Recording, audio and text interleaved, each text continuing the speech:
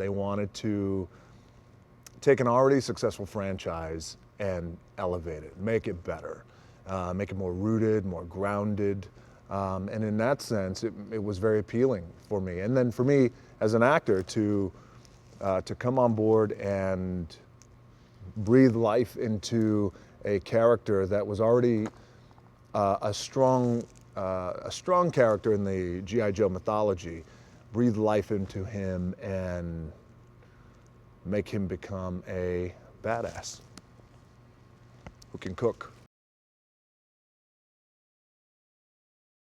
If we are going to be an arm or a representation of the U.S. military in our hyper-realistic way of the G.I. Joes, well, let's make it real as we can make it, and as rooted and as grounded, and as boots on the ground as we possibly can. So I think when everybody collectively has that thought in mind moving forward on how we're going to hopefully elevate the franchise, well, then you're able to shift into fourth and fifth, sixth gear and move and go with it. And so, you know, there was it was a shift in tone with the movie that we wanted to make in terms of the first one. The first one was really successful, did well, and audiences enjoyed it worldwide, but we all knew that there was better.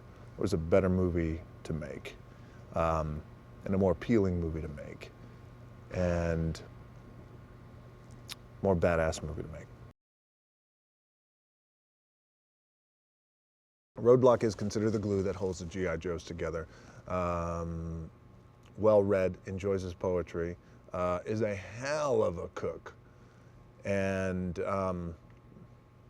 happens to be the only man on the planet who can physically hold one of the world's largest weapons that is supposed to be mounted on a tank, but he can hold it.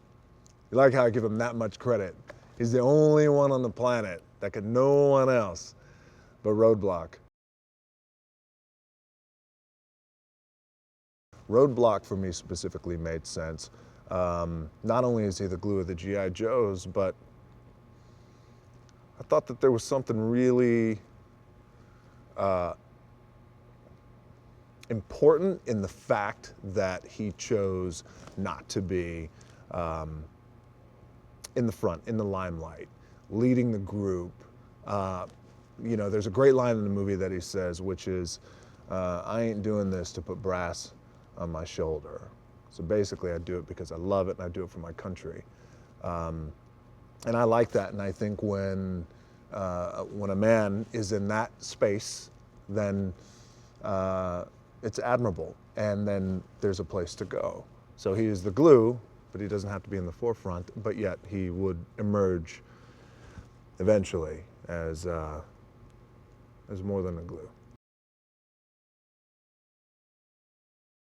You know, the first couple of weeks of this movie, we were in the desert. It was desert sequences. It was hot. It was hot. It was muggy. You know, it's Louisiana, August, baby. Bring it on. And we were out there every day. Sun's out, guns out, and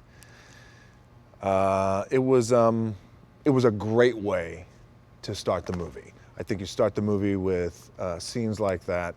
Number one, it brings everybody closer together. And it reminds me of just playing football and having camp. And when you have preseason camp and you're having 2-a-days and everyone is together from 4 o'clock in the morning till 9 o'clock at night, and you're on the grind, you're busting your ass, it's hot, it's sweaty, it's muggy, guys get tired, you get pissed off, you get into arguments, but at the end of the day, you're all still coming together for the betterment of the team. And in this case, it was the betterment of the team, the betterment of the movie, the betterment of the product. So it was hot out there, but it was a great way to start the movie. Adrianne was great for the role of Lady J because she brought a great combination of beauty. She's beautiful, gorgeous, and just naturally beautiful. And her personality makes her even more beautiful because she has a wonderful personality, beautiful smile. I can't say enough great things about Adrianne. I don't even call her Adrianne. I call her Palicki. That's how close we are. I love that woman. She's great. So she brought a great combination of beauty and believability. I think just in terms of being a badass. She's a tough chick. She's no one's pushover. She's a tall girl. So she's a woman, which is what Lady J needed, and that's who Lady J is. That type of woman who's very smart,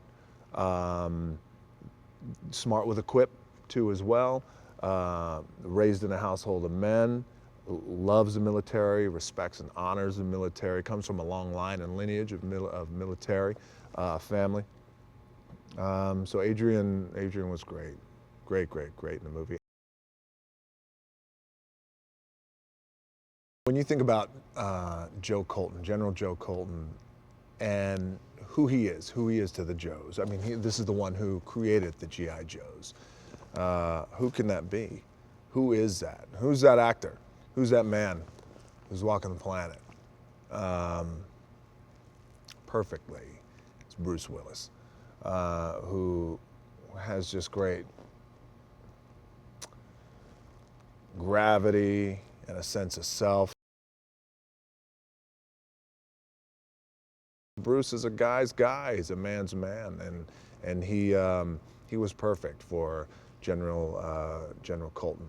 I've known Bruce for some time, and we've been buddies. So I was just over the moon when I found out that he was going to be in this.